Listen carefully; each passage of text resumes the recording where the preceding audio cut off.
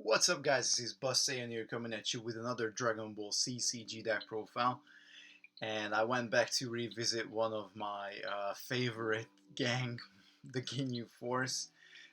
Just an absolutely hilarious bunch, whether you watch the original series or you watch the abridged version, doesn't matter.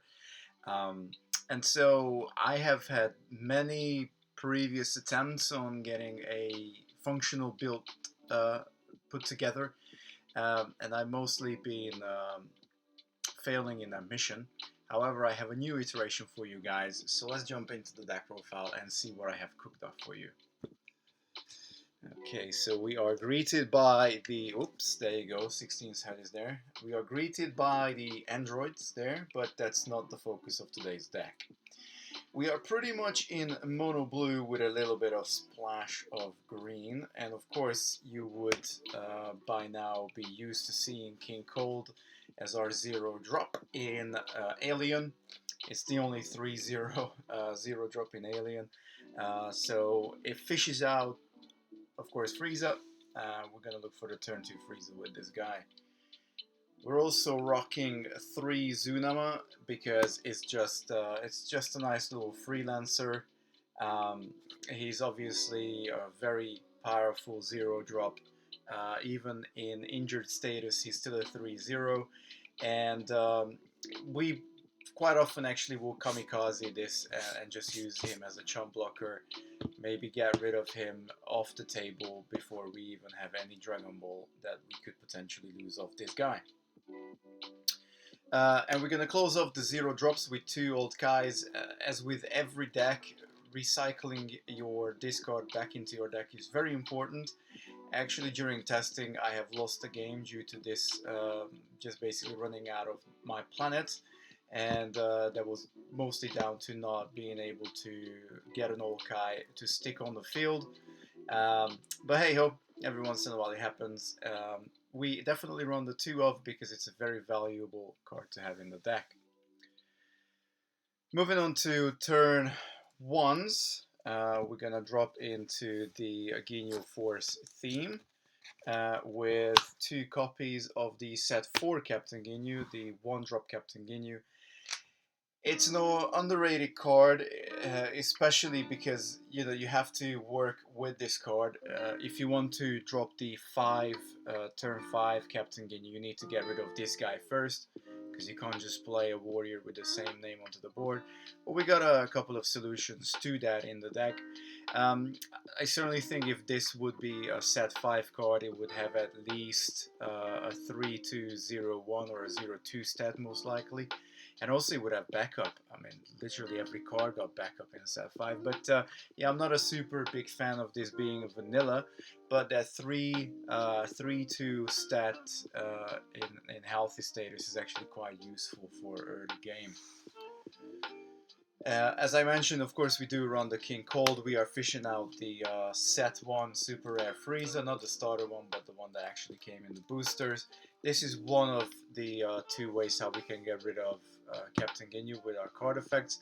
We can, of course, just run this guy twice into a chomp block and then get rid of it that way. That's one. But you can also give him +1/+0. And if he loses a battle, rather than going into injury status, he's actually going to go to your discard pile, so you have no problem playing the 5-drop Captain Ginyu.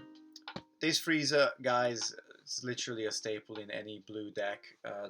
You don't really have any other cards. Like, there's only a handful of cards in the game that give you 3 support on turn 2. So yeah, Frieza has to be run, and of course it's very thematic as well that we have Frieza here with the Ginyu Force coming down chilling.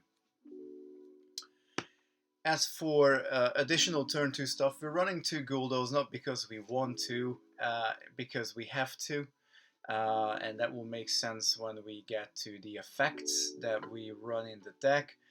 The effects make this deck turn around basically. Without the effects, this deck would be really bad. It's still not great. I mean, this is nowhere near a tier 1 deck. This is probably more like just a fun deck if you guys like the thematic, if you guys want like a deck that's only got the 1 super rare, which is this Frieza, by the way. So yeah, really not difficult to put together if you got the excess for these cards. So we're running 2 Goldos. Not really important. It's mostly there if we miss the start with a King Cold or like a very late drop. Goldo can actually be good. We're never gonna use his effect, so he's like a 2/1/1/1 vanilla pretty much for us. Jace is absolutely imperative to come out in every game as much as we can. He is a really good support warrior. Early game he can be a lead warrior with that 3/2 again. It's got the same stats as our Captain Ginyu, a 3/2, but of course Ginyu is a 1-drop, Jace is a 3-drop. Quite a significant difference there. But even injured, he's a 1/2, makes him still a... So you can, go out with him, chomp once early game, he's still a 2. And he's still got the ally Berter ability, which is valid. And that is why he's so imperative. That's why we're running the 3 of. We really want to see Jace on turn 3. We're running 2 Berters. The card draw is really important of this card. We want to be able to draw as many times as we can with Berter. We can even get him back to our hands, or if you want to do it the really hard way, you could potentially sack him or run him into something that kills him with Frieza, put it back in your deck with Okai. That's probably a lot of effort, but if you see a line that you can go with, then it's definitely worthwhile going for that. But very importantly, Jace and Berter, if they're in one team, then you can have another 2 warriors in that team.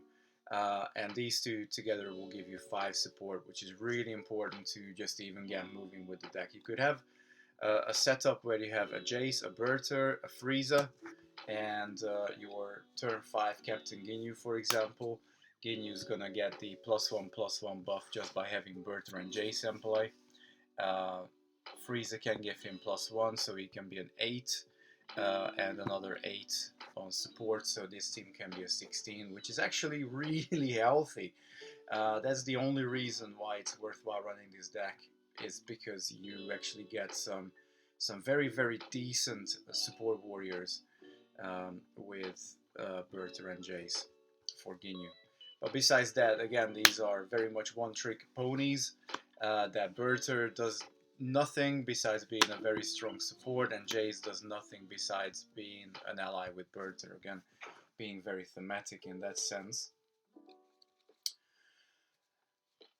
And we're, of course, do run 2 Raccoon as well. 2 Raccoon is our sort of secondary head warrior besides the turn 5 Captain Ginyu. And he's actually quite a decent warrior. Again, we're on the 2 copies. He's a 5/1/4/0 with toughness and fierce 1. It's actually not a bad card, especially for a card that again doesn't cost you any chi. This deck is actually super inexpensive with its chi usage. Only 2 warriors that actually cost you chi, and of course one of them is the set 1 Frieza, and the other one is the turn 5 Captain Ginyu. So you ideally again want to get both of these guys out. Then you can have 2. Well, you can have one very strong team, and you can have one more of a lousy team, which can be used for like blocking, or you could have 2 like sort of average teams, I suppose. But then again, you definitely want to utilize Jace's ability to ally with Berter. The reason why you want to run the deck is mostly around Captain Ginyu, though. He is a very strong warrior if you have 2 additional Ginyu Force warriors out with him. If you do, he gets Thresh 1 and he gets +1/+1, and that's a valid ability as well. So he actually is a 7/2, and if injured, he's a 5/2, which is still nothing to scoff at. He's actually gonna get just, if you compare him to Raccoon, just overall much better stats, of course. Yeah, the only problem you can run in, as I mentioned previously, if you run out this the turn 1 Ginyu, you need to get rid of it before you can drop this guy. Okay, now I have been working on this deck for at least 2 weeks now, testing, rejigging, doing different things, and I came to the conclusion that the best late drop, or potentially can be, of course, a 4 drop if you don't have any Ginyu in your hand, but realistically, you want to start to run out Kibito Kai sort of turn 6 onwards. You want to curve into all your Ginyu warriors and then drop Kibito Kai because he's an amazing card. Um, Not only is he a 4 support in healthy status and even a 2 support if he would be injured, but he also has backup, so you have access to him at any point in time, and particularly later games, if you draw into useless Zunamas, for example, you can back up your Zunamas for him because he's got the alien unique chi symbol. And the real big deal with Kibito is not only is he a 4/4, you can also discard additional Kibitos from your hand and put a growth coin on a warrior you control. And this can just realistically further strengthen our team. It doesn't matter which warrior you put it on, as long as you know it's a warrior that you use in a sense that you might want to realistically look at buffing. I would normally suggest always to buff higher turn cost warriors and try and keep your Dragon Balls on higher turn cost warriors as well, so you don't get uh, caught out by silly -1/-1s or silly removals that target like low turn cost warriors, or even stuff like Big Bang Attack that can actually give 2 damage um, to a turn 4 cost or below warrior. Although we do have something to help with that, but yeah, so Kibito Kais are very late game drop, and I didn't see the point to run like the Frieza curve. I tried Mecha Frieza. It's just an absolute chi hole. You dump so much chi into that Mecha Frieza, and you can still come out with losing. Um, Especially if you got 2 of these like realistically pretty good head warriors in the form of Ginyu and Raccoon. But even if it needs be, even Berter can be a head warrior with that 4/3 stat, but you wouldn't really want that, of course. Um, and anyway, you're gonna make this shift sort of turn 4, turn 5 onwards. Up until that point, your head warriors probably are going to be your 3 drops from the early get-go, or you may want to just make sure you have a Ginyu at the front, of course, because we are running Raccoon Bomber. But before we get into the techniques, let's have a look at the events. Again, as I said, this is very much the core of this deck to make sure it runs around. 3 copies of Ginyu Force gathered. This is an absolute beast. Like, I've underestimated this card so much, but it actually is, for this particular deck, it's better than UFO landing. It's better than Fading Riches. It's better than anything that you would normally even potentially think about to run with Alien or an Alien Villain combo, of course, with Bojack's Brigade. So Ginyu Force Gathered is only out for 2 turns, but it only costs you 1 blue chi, and after 2 turns you regain that chi because of course it's going to go back to your chi supply. And basically once per turn, when you're the attacker in your strategy phase, you can just basically look at the top 4 cards of your planet and pick a Ginyu Force warrior from it, put it in your hand. So with a little bit of luck, and that's one of the reasons why I said we are running the Goldo, so we're running actually 13 Ginyu Force cards in the deck. I tried it with 14. I tried running the 1-drop Ginyu with an extra copy, but to make space for the 3 Kibito Kais, we went down to 2 copies of that, which so far I have had absolutely no problems with. I would say probably a good 75-85% chance that you're gonna hit something. I mean, it does come down a bit to your mulligan. Try and mulligan back any of the Ginyu warriors except the turn 1 Ginyu and potentially turn 2 Goldo. Only keep the turn to go though if you don't have a King Cold though. If you do have a King Cold, you just want to go search for Frieza, put on top of your deck. But because we can draw cards off this and we actually get the warriors, we can curve out really nicely with this deck. And also, just by if we get cards that we draw into already, that gives us fuel to back up Kibito Kais or even potentially charge Chi from our hand, which can be very powerful. We're just then again using less resources from our deck. So Ginyu Force gathered. I have finally seen the light on this event, and of course now it has to be a 3 of. The other big Ginyu Force card, and this is the other big reason to run this deck, besides Captain Ginyu, is Special Fighting Pose. It might not look much on the surface, but if you get one out and you are actually curving out with your Ginyu Force gathered, you are almost guaranteed to give toughness to all your Ginyu Force guys. So as I said, this is really good against like those attacks that could deal 2 damage to your guys. Big Bang attack, set 5 Kamehameha if it's used with, you know, a warrior whose name is Goku as well. So like, you know, Goku, Vegito, Gogeta. If you get 4 out though, all your Ginyu Force warriors get +1 support value, and that's really big. So your Berter is now going to be a 4 support. Your Jace is going to be a 3 support. Even your crappy Guldo is going to be a 2 support. And if you get all 5 of them out, they actually become immune to your opponent's techniques, which is absolutely huge. This stops Dignity of the Conqueror. This stops Hell Flash. This stops Reversal. This stops Dirty Trick. This stops exploiting the weakness. Pretty much all those super nasty, because Villain doesn't really have pumps. Villain has minus effects to your opponent. It also stops one of the cards we run here, which is Blue's Shockwave. It also stops Burning Attack.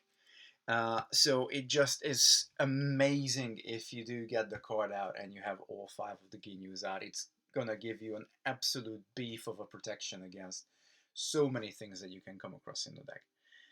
Now, not only the fact that it is actually a very good effect. The only issue that I had with this previously was that it's a turn 5 drop, but then again, most games will last turn 5.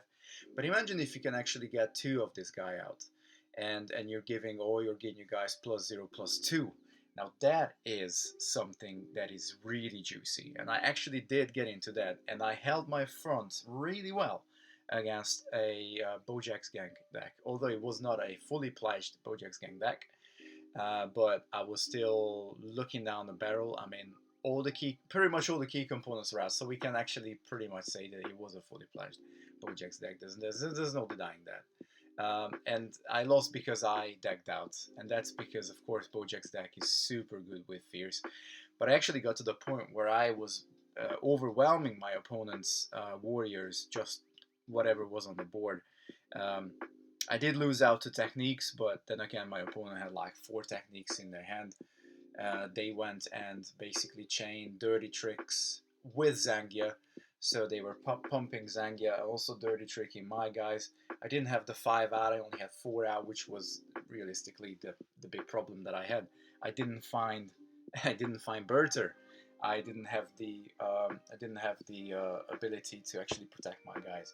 But if you get all 5 out, it's really difficult to deal with your guys. And then finally, for events, we are also running 1 copy of Crumbled Pride. This card again doesn't look much on the surface, but actually Alien doesn't have any heal effects, but Alien does have move a warrior back into your hand. So it's got the set 4 Supreme Kai, it's got this Crumble Pride, it's also got the Medical Machine, and I was trying out Medical Machine here, but that's only a one-off use, and it would really be better if we had something that actually gets some sort of a buff when they use techniques. Like Zangia could give somebody else a +1/+1 while she would jump back to the hand. But Crumble Pride can come out, and if it's unanswered, for the rest of the game, you basically have access to Chum Block, then pick it back into your hand, and then replay it your next strategy phase, and then just bring your warrior back in healed status. This is particularly good early game if you get out a turn 1 Captain Ginyu, and you want to play the turn 5. And also really good, particularly with Berter, as I mentioned before. This is a very easy way to just keep drawing cards. It costs nothing. There's no activation cost. It only costs 1 chi as well. Again, look at all these events. They all are 1 cost events. So if they do go back to your chi, they are basically going to give you back the chi you spent on them. We only have 2 warriors that cost chi in the deck, so we are super chi efficient, which is really important for such a low-key deck as this. But because we are so heavily focused on events and they absolutely make the deck work, we are running 2 sparring match. Moving on to the techniques. Sparring match is one of those cards that is quite overlooked. It's splashable. It does cost 1 generic chi, and you can use it from turn 2 onwards. You can use it again in your opponent's turn, your own turn. If you know you're gonna lose and you want to understand perhaps what card you're gonna mill into your planet damage, you can actually sparring match during your opponent's strategy phase. If you don't need Crumble Pride, put it on the top, and you know you're losing a card that you may not need for the rest of the game. But more importantly, it searches for an event, puts it on top of your deck, then you can discard a card to draw a card, so you get whatever you need immediately into your hand. Of course, it's not as good as a Turles, but we're really keeping the Ginyu theme here. I didn't want to run Turles because for our events to work, you have to have Ginyu, and it's simple as. And if you don't have the right events, you're not going to be looking super hot. So 2 sparring match, it's a really good card. Again, it only costs 1 chi as well, so that's pretty cool. Now the third final reason to run Ginyu Force is Raccoon Bomber. Raccoon Bomber was the best pump, certainly in the set 3 era, and I would argue that even probably in the set 4 era, because continuous die missile, yes, it does give you +5, not +4. It doesn't have the restriction to run it with a Ginyu Force warrior, but also you have to play it in strategy, and your warrior cannot use any techniques in that turn. And back in the days, I'm sure people would have splashed like a Captain Ginyu, or maybe slashed a Bert or Jace Captain Ginyu combo just to have access to Raccoon Bomber. That's a +4/+0, which is really good. The only potential issue is a reinforcement, so Bujin does sort of gets the effect of this, so you actually get -1, -1 when you use a Raccoon Bomber. Well, just make sure you get rid of Bujin. Sort of make sure you OV the team if you can, or an even better way to deal with him is DOTC him if you have to. We are, of course, running the 1 copy DOTC in the deck. It has to be done, especially because we're mono blue. I would agree with, most decks do need to run a DOTC, but then again, I would say that not every deck needs to run DOTC, sometimes just due to space. So don't be pushed into running DOTC if you really haven't got the space for it. But yeah, I mean, obviously it is just such a good card. So yeah, we're running the 1 copy. And then our final 2 techniques are 2 shockwaves. This is a very versatile card, but we also need to be very careful how we use it. Ideally, we want to make sure we're using shockwave with somebody like Berter, Kibito Kai, or Captain Ginyu the turn 5 one, because the turn cost matters with this card. It's quite expensive for that 3 chi. We also need a Dragon Ball, but it gives target opposing warrior +0 -X, where X is the user's turn cost. So this can actually, let's say if we got a set 3 Majin Buu supporting, it's a 5/5, and you use this card with Captain Ginyu, then you can actually zero that boost. So it's almost as good actually as the Dignity of the Conqueror if used with the right warrior and if you have the Dragon Ball coin. It also removes an event from play, an event that's turn cost is less than or equal to the user's turn cost. So again, it's really important that you actually use this card with a very high turn cost warrior, and to make sure you get that, you also have to manage your Dragon Balls. You obviously want a Dragon Ball on your Frieza, and make sure if you ever get another Dragon Ball, you put it on to your high cost warriors if you're able to. No other warriors actually need Dragon Balls, which is a big thing. It really allows you to not really have to worry about, you can go in for a wish if you have to, but if you're not quite there yet, the best choice is always Captain Ginyu for a Dragon Ball. So we're not running too many techniques. You could argue that you can take out Crumble Pride for a Shockwave. I wouldn't do it because it's an expensive card.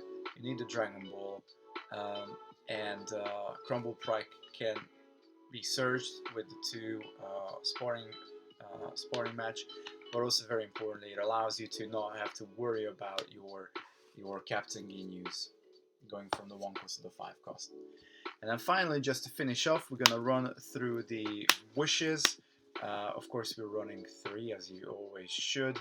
Pilaf's wish is really good to recover, particularly with this deck where you're probably going to be taking some early damage. Also very important to get that old Kai out if you're against a fierce deck. Pilaf's wish can be particularly good, so then you can recycle those cards back into your deck of your discard. Revival of the Earth really needs no explanation. Probably the best wish in the game. Shuffles your discard back into your planet and then you draw 3 cards. It not only saves you from a fierce blowout, but also refuels your hand. This is definitely my favorite wish. But I also thought that Dende's wish can be really good, particularly if we have no cards in our hand. And we want to mess with our opponents if we know that they may have been hanging on to some cards. Dende's wish can actually blow them out really well, and it can also refuel our hand, which can be very useful, particularly again if we have old Kai out and we are resupplying our deck from pretty much the get-go. So this is it, guys. This is my updated Ginyu Force deck that I am currently in love with. It's just such a nice little neat fun little deck to run. I definitely recommend you guys try it out. It's actually super consistent and you can get some super high team power together with this deck.